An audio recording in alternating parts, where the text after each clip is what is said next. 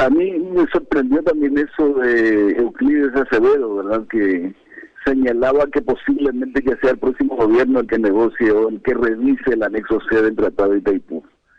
Yo pensé que esta gente seguía con la intención inclusive de adelantar esa negociación, porque se habló también de esa posibilidad, inclusive el gobierno paraguayo de Mario Abdo Benítez pidió al brasileño que se adelantaran las negociaciones, pero por lo visto se dan cuenta de que no van a poder. Y yo honestamente pienso que hay que hacerlo, si es posible, con la mayor participación, la mayor representatividad. Este gobierno perdió autoridad, este gobierno representa un sector muy pequeño y la opinión, el público, la opinión pública evidentemente está esperando mucho, porque no solamente nosotros los que siempre hemos seguido este tema, sino mucha gente está ahora atenta. Hay nuevas organizaciones, Itaipú Ñanembá es un ejemplo que crece a medida que transcurren los días, va creciendo, ¿verdad? Por consiguiente, Galo, esa es la situación que yo estoy viendo. Ramón, ¿estás ahí? Sí, ¿me escuchas? Sí, te escucho. No, sí. Entonces con este tema de decir, bueno, el tema de por un lado que nos decían, iniciaban las negociaciones, de hecho ya este año, o sea, había, recuerdo bien, fecha en finales justamente de marzo, mayo fue, esto que nos decía Euclides también marzo, de que bueno, estaba ya como el inicio de las negociaciones y sin embargo ahora en este tiempo sale con esta cuestión que será solamente la hoja de ruta. ¿Te parece que el tema de la Contraloría pesó en esa determinación, así como bueno lo señalaba el nivel que tienen los gobiernos tanto del lado brasileño, donde las movilizaciones por el pedido de salida de Bolsonaro crece cada día también, y acá lógicamente en la cuerda floja también siempre el presidente de la República? Esos serían factores así como para decir, dejemos la negociación y que corra con los nuevos gobiernos tanto de Brasil y de Paraguay, Ramón. Me parece a mí correcto, Galo, absolutamente correcto, porque insisto con una cuestión. Si bien tienen ya un expediente bastante gordo, ¿verdad?, con muchas hojas, es decir, y así como hablábamos en la última charla que tuvimos con vos, Galo, es erróneo decir que este gobierno no tiene estrategia.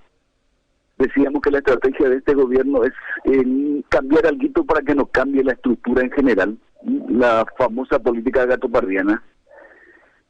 Y ahora se dan cuenta, inclusive lo de Contraloría incidió muchísimo. Entiendo que tienen que responder eso y tienen que hacer planteamientos a la contraparte brasileña sobre lo que dice la Contraloría General de la República. Y es un tema, como decimos, que no es nuevo, que se renueva, que se agregan nuevos datos, pero en general es aquello que en el pasado ya estuvimos denunciando como deuda espuria. Incluso hablábamos de un polígono de la vergüenza, porque al hacer un gráfico económico con las tarifas insuficientes o las tarifas ilegales, uno podía trazar una suerte de polígono en negro y decir, esto es lo que no pagaron, esto es lo que dejaron de pagar. Entonces, ¿qué hizo la Contraloría? Bueno, consiguió más documentos y completó ese estudio. Y eso es real. Yo recuerdo, incluso me cupo la cobertura de aquella famosa sesión del Consejo de Administración que se llevó a cabo en Foz de Iguazú en abril de 1986, en la sede de Itaipú, en Foz de Iguazú, cuando se anuncia que el Consejo de Administración, a través de Enzo de Bernardi, anunciaba, decidía reducir otra vez la tarifa de Itaipú a $10 el kilovatio mes, porque eso es lo que tenemos que recordar siempre, que la operación de Itaipú se hace a través de una unidad de potencia que se paga cada mes. Y la tarifa es cuánto te cuesta esa unidad de potencia en un mes. En aquel momento estaba vigente ya una tarifa de $14.75. 45 días después, porque en febrero de 1986 se tomó esa decisión. Pero 45 días después, en abril, se decide volver a la tarifa inicial de $10 por kilovatio mes. Recuerdo, ya yo decía, pero esto es ilegal, y me decía, no hemos cumplido con todos los pasos, me respondía la gente de Itaipú. No se puede decir que es ilegal. Entonces, buscando un atajo, comencé a escribir como deuda espuria y se impuso eso de la deuda espuria. Hasta hoy se habla de deuda espuria o deuda ilegítima. Ujú. Ujú. Hoy veremos qué respuesta hay sobre eso, porque hay muchos reclamos en ese sentido. Hasta se diría que de pronto parece que esta ola superó a las anteriores y la gente está expectante con relación a lo que denunció la Contraloría. Ujú. Ramón, y ahí esta ola que se inicia y que lógicamente da como algunos señalan que puede servir como como un contrapeso fuerte, como exigencia del lado paraguayo, lógicamente si las negociaciones se hacen en el sentido del reclamo histórico y justo que el Paraguay debería estar demandando al Brasil en términos de justicia, de equidad, este tema de la deuda, haciendo entrevista el otro día con Mercedes Canese señalaba una deuda prácticamente que Paraguay debería estar exigiendo prácticamente entre 12 a 13 mil millones de dólares como parte de esa compensación o cesión de energía a cambio de esos recursos. ¿Te parece el planteamiento o por dónde debería ir el planteamiento paraguayo en una mesa de negociación, Ramón? Acá tenemos que ver dos vertientes, Carlos. Una que es absolutamente justa y está demostrada a pesar de que muchos exfuncionarios paraguayos lo nieguen. Hace poco asistíamos a las negativas de Miguel Fulgencio Rodríguez, que hoy forma parte del Frente Guazú, que en ese tiempo estuvo como presidente de la ANDE y por consiguiente consejero de Itaipú en el 97 ya. Voy a separar bien las etapas. En el 86 se desprende esa bola de nieve que se convirtió en la deuda espuria. La gente habla de 4.193 millones de dólares. Eso fue inicialmente, ¿verdad?, en ese lapso. Hoy, con los intereses y con todo lo que se perdió, ¿verdad?, obviamente la Contraloría da también esos cálculos. Y la otra causa por la cual tenemos que pedir resarcimiento es la tarifa que nos pagan por nuestra energía, Galo. Uh-huh. Entonces, veamos bien la deuda en primer lugar, la deuda espuria. Es decir, en vez de que se le anote en la cuenta a Electrobras lo que no pudo pagar, se incluyó en el pasivo de Itaipú. Uh-huh. Nosotros somos complementarios de Itaipú, por consiguiente descargaron también sobre nosotros esa deuda, y eso es absolutamente justo, pedir cuentas y pedir resarcimiento inclusive. Uh-huh. La otra es que nos pagaron, si uno hace cálculos, en 37 años de operación de Itaipú. 37, a pesar de que en el 85 recién comienza a cobrarse, en el 84 la energía de prueba se entregaba en forma gratuita, entonces 36 años. En todo ese tiempo, por la cantidad de energía que cedemos, si hacemos un promedio, vamos a llegar a la conclusión que nos pagaron $4 por cada megavatio hora, es decir, por cada 1.000 kilovatios hora. Entonces hay dos frentes bien definidos de reclamos. Mucha gente dirá, pero lo segundo que vos planteas, el tema de la tarifa, está previsto en el tratado. Está bien, pero es una injusticia, fue una imposición. En algún momento alguien tiene que reclamar. Las oportunidades perdidas fueron pero enormes. Fíjate vos que Miguel Carter, este politólogo paraguayo, norteamericano, por decirlo de alguna manera, porque él creció acá, hizo su secundaria acá inclusive, hace un cálculo entre el 86 y el 2018 y concluye, después de estudiar 5 mercados de energía en Brasil, que la suma que dejó de recibir Paraguay, si es que le pagaban tan solo un promedio de las tarifas de esos 5 mercados, ronda los 75.000 millones de dólares. Y también proyecta sobre el PIB y dice, si hubiéramos invertido esa cantidad en nuestro PIB, ¿a cuánto hubiera crecido? Y da las cifras. Y dice, en salud tanto, en educación tanto, es decir, no hubiéramos estado en la situación en la cual estamos. Uh-huh. No sé si queda claro esos dos frentes a los cuales me refiero, Galo. Queda perfectamente claro, Ramón, y lógicamente esto... te decía, ¿te parece ser, Ramón, que quitando el lápiz, haciendo los números y sentándose en una mesa de negociación, tratando de realmente de reorientar el rumbo de la binacional y la demanda paraguaya de estas situaciones, esto que señalabas, de oportunidades perdidas, en una mesa de negociación se puede estar planteando y realmente exigiendo que el lado paraguayo realmente sea compensado? Mira, solos frente al gigante le veo difícil, Galo. Le veo muy difícil, y con mayor razón si la gente, por ejemplo, de pronto se cruza de brazos. En el 2008 Lugo incluyó en su plataforma electoral la reivindicación sobre Itaipú, y el contexto, la coyuntura internacional era diferente. Teníamos el ejemplo de Bolivia conquistando sus reivindicaciones, teníamos un clima diferente a hoy, teníamos un gobierno un poco más sensible, a pesar de que Itamaraty, me parece a mí, es una continuidad.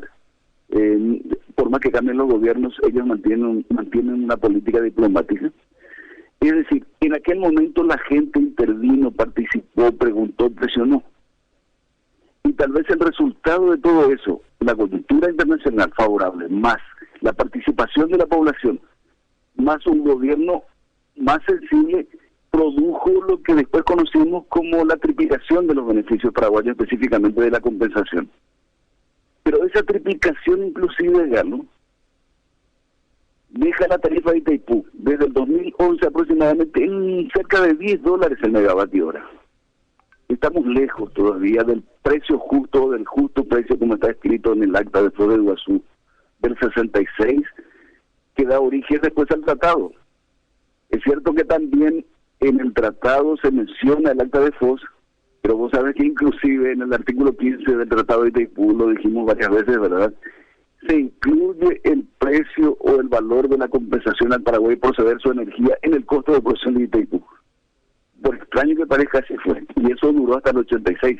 Y también por presiones, por participación de la ciudadanía, y crítica permanente de algunos medios, así como la participación de gremios del sector de energía principalmente, hizo que se sacara eso del tratado y que se lo dijera. Y que se dijera, no, si acá alguien tiene que pagar por la compensación, es la parte beneficiada. Y así fue desde el 86, pero todavía hay mucho que reclamar, Galo, muchísimo. Ramón, y en este sentido, un poco esto de lo que deja también, y un poco volviendo atrás el tema de la Contraloría, que movió básicamente toda la estructura, se volvió a hablar fuertemente del tema, hay como una mayor apropiación de las organizaciones en el tema, en el reclamo, en las reivindicaciones que de hecho se solicitan por un lado, y por el lado brasileño también vemos este escenario un poco de vuelta aparentemente en el 2022 a cambios políticos, también en el 2023 lógicamente se asume el nuevo gobierno, el tema de las demandas también que existen con relación a la privatización de Eletrobras en el Brasil, que hay todo un movimiento que también se está hablando del tema, lógicamente. ¿Te parece que el escenario no podría generar cambios en estos próximos años? Si hay un retorno de la democracia en Brasil, podría cambiar la coyuntura y podría ser al menos parecida otra vez a la que vivimos entre el 2008 y 2009, tiempo en que nos animamos a plantear un pliego de 6 reclamos a Brasil. Así como están las cosas todavía, porque es cierto, hay muchas movilizaciones, es decir, las movilizaciones son masivas, ojalá, insisto, retorne la democracia en Brasil. Entonces cambiarían los términos, pero claro, esas son expresiones de deseo, Galo. Ahora, si por ejemplo nos sentamos en la mesa de negociación, evidentemente el expediente Contraloría General de la República puede servir muchísimo, pero a unos negociadores realmente asumidos como patriotas. Si te vas abúlico sin ganas de reivindicar lo que debes reivindicar, como ocurrió muchas veces, porque honestamente incluso a mí me dijeron algunos ex directores generales que los paraguayos tenemos un miedo terrible ante los brasileños. Si no superamos ese miedo en las negociaciones, en los organismos como el Consejo de Administración de Itaipú, el directorio, no va a cambiar mucho. Ramón, ¿y por qué ese miedo? Tenemos que hacer como un análisis psicológico de una prácticamente falta de voluntad política, de conciencia realmente de defender los intereses del país. ¿Cuál es el análisis que debemos hacer por de fondo? Porque yo creo que somos tan iguales a los brasileños, no sé, uno cuando toca relacionarse con compañeros de organizaciones del Brasil que están demandando situaciones similares, o bueno, uno dice, bueno, ¿cuál es la diferencia cuando el paraguayo o la paraguaya ante otros países tenga que tener una actitud como esta, Ramón? ¿En qué nos diferencia y por qué deberíamos tener siempre como esa actitud, bueno, de los negociadores, con una actitud como entrevista ante todos estos reclamos que son de hecho y de derecho dentro de la justicia que corresponde al país, Ramón? Honestamente, para mí la diferencia que puede haber es sencillamente de falta de participación, pero mucho más eficiente, multitudinaria, dinámica del pueblo paraguayo en esta cuestión. En primer lugar, hemos desaprovechado la oportunidad de dar a conocer en los foros internacionales, en todos los foros internacionales, nuestra causa. Eso es un reflejo por nuestra parte. Nosotros reflejamos eso ante los brasileños, y de parte de los brasileños, no del pueblo brasileño, porque sabemos que también en aquella oportunidad hubo muchísimas organizaciones que se manifestaron a favor de los reclamos paraguayos, pero sí de los gobiernos, sí de Itamaraty, que es una continuidad, insisto, en materia diplomática. Entonces, ellos reflejan ya una suerte de superioridad, sencillamente porque se sienten el subimperio en América, después de Estados Unidos, Brasil. Entonces, tratan de imponer todo, y así lo hicieron. Y eso viene de la guerra contra la Triple Alianza. Naturalmente eso tenemos que superar. Yo te decía que una representación realmente patriota de nuestra parte tiene que utilizar este expediente de la Contraloría General de la República y decirle, señores, ¿qué me están exigiendo si ustedes transgredieron el tratado? Ustedes violaron el tratado. Y esta violación tiene cifras, y acá están las cifras. Nosotros hemos sido perjudicados en tanto, y por consiguiente corresponde que nos devuelvan. ¿Dónde encontraremos ese tipo de representantes, Gala? Ramón, y vemos un poco también mirando el escenario global, Uruguay sigue exportando electricidad al Brasil, grandes cantidades. Paraguay sigue cediendo su energía, Ramón. Sin embargo, nos jactamos normalmente en estos foros internacionales, la gente del gobierno señala a Paraguay el mayor productor de energía limpia del planeta, el mayor exportador de energía eléctrica. Estos aparecen en los famosos PowerPoint que siempre siguen rondando por ahí a través justamente de estas presentaciones del país, Ramón. ¿Cómo entender y relacionar un poco esta cuestión de la energía que Paraguay dispone, que debe ser también esto de ser utilizado dentro de precios justos que señalaba de cara al futuro? Hay un gran tema que tenemos que también discutir a fondo, y también entre los paraguayos mismos ponernos de acuerdo, Galo, porque nosotros nos mantenemos fiel a la interpretación que la energía de Itaipú y Yacyretá no es para terceros países, sino solamente para los que construyeron esas represas. Es decir, Brasil, Paraguay en Itaipú, Argentina, Paraguay en Yacyretá. Sin embargo, ellos se burlan de nosotros porque sabemos, Argentina vende energía de Yacyretá a Brasil. Se lo demostró incluso las autoridades paraguayas de Yacyretá. Hubo momentos en que no aguantaban más y hicieron denuncias públicas. Luego, ¿por qué nosotros no podemos tocar un solo megavatio hora de lo que nos pertenece en Itaipú y Yacyretá, exportar esa energía con los precios de mercado como lo está haciendo Uruguay, incluso con $200, ofreciendo a $200 un megavatio hora? Lo y Argentina hace mucho tiempo. Precios superiores a los $100 por megavatio hora.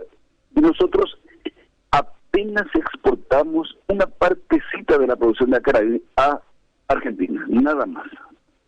Una pequeña cantidad que no cambia absolutamente nada, y principalmente no cambia esa interpretación terrible que solo beneficia a Brasil en Itaipú y a Argentina en Yacyretá con relación a la exportación de nuestra energía en esas centrales. Ramón, y ahí entonces, claro, el hecho también de clarificar una vez más la diferencia entre exportación de energía y cesión de energía, Ramón. No, es radical.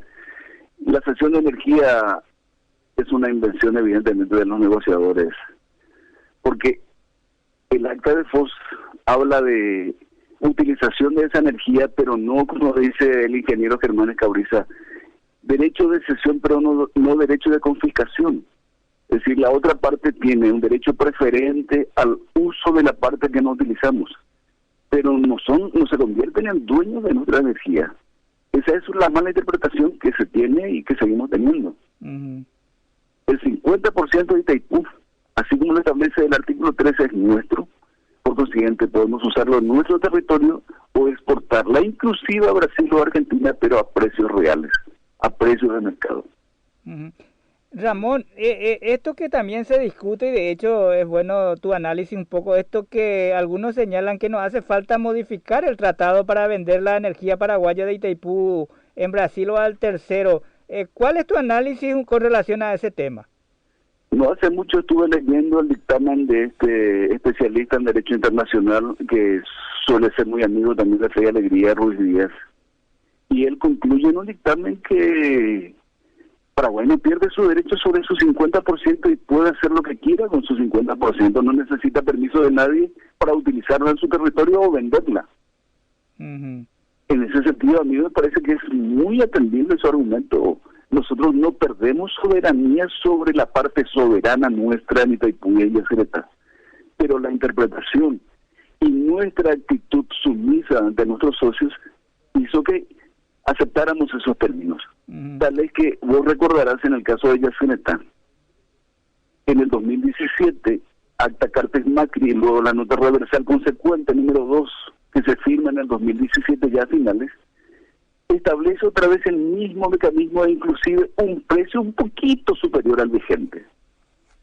Un poquito superior. Eso significa que ni con ese documento nuevo, aprovechando que Yacyretá cumplía los 40 años, y que Yacyretá establece que la revisión debe hacerse a los 40 años, se firmó un nuevo documento, pero lo que se hizo fue continuar con esa política de explotación de los recursos paraguayos.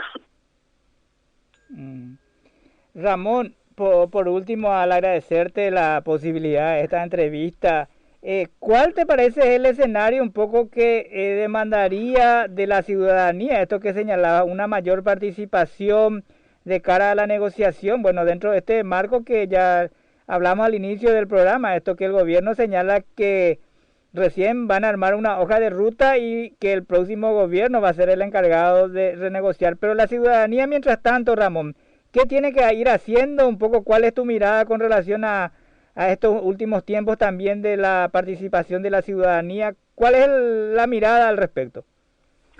Participar, Galo, insistir, informarse, organizarse, presionar, no quedarse, como dicen los argentinos, en el molde, no cruzarse de brazos, no asumir la actitud del mero espectador que está allá arriba mirando el partido muy abajo, no. Eso va a cambiar absolutamente. Y naturalmente no solamente salir a manifestarnos, sino exigir a nuestros representantes de turno, en definitiva a nuestros empleados, porque a ellos les pagamos su sueldo, tienen que atender los reclamos de la población.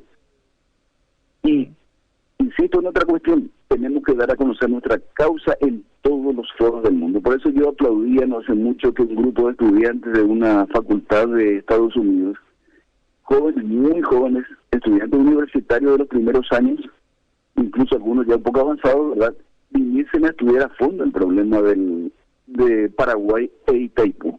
Me pareció interesantísimo ese aporte y una manera de dar a conocer nuestro problema a otro público. Si no lo hacemos, Galo, si nos encerramos, es como entrar en como esos luchadores de artes marciales actualmente que se meten entre rejas y entre rejas pelean, ¿verdad? Paliza nos van a dar. El gigante, no podemos nosotros contra el gigante puede aplastarnos.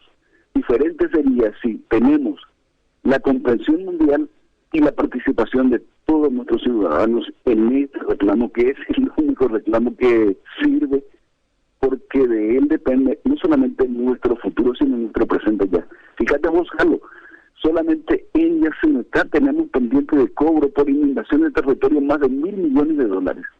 Y estamos en este momento plagueándonos porque no sabemos qué futuro nos puede esperar con todos los problemas que tenemos.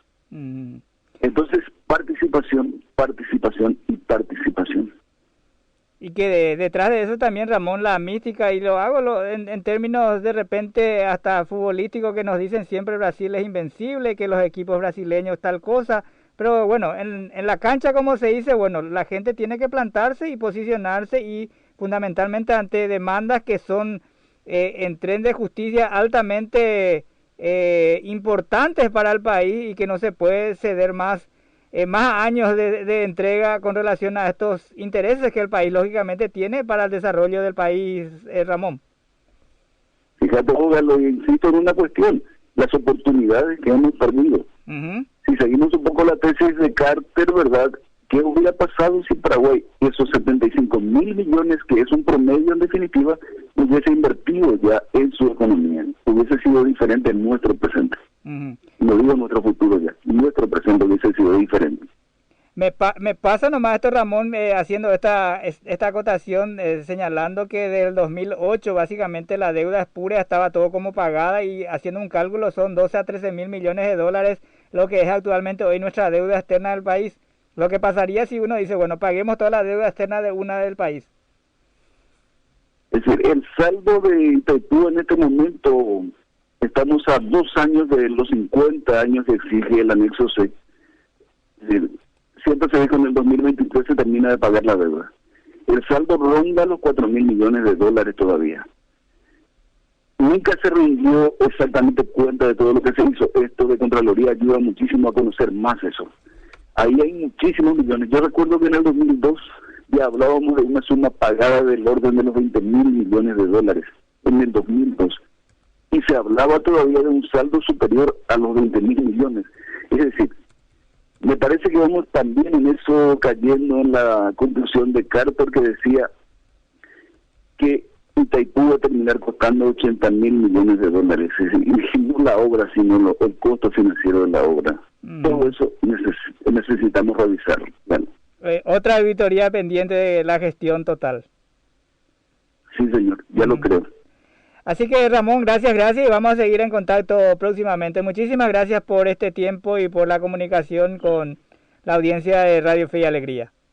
Esperemos que haya sido útil, Galo, porque me parece que me desordené un poquito en mi relato hoy. No te parece nomás, yo bastante claro y con bastante sencilla, así que bueno, creo que llegará y quitará. Te comento que hay parte de la audiencia que nos piden siempre los audios de los jueves y van distribuyendo entre grupos organizados, así que bueno, esperemos que esto sirva más para ir aclarando el tema, Ramón. Sí, señor, categórico.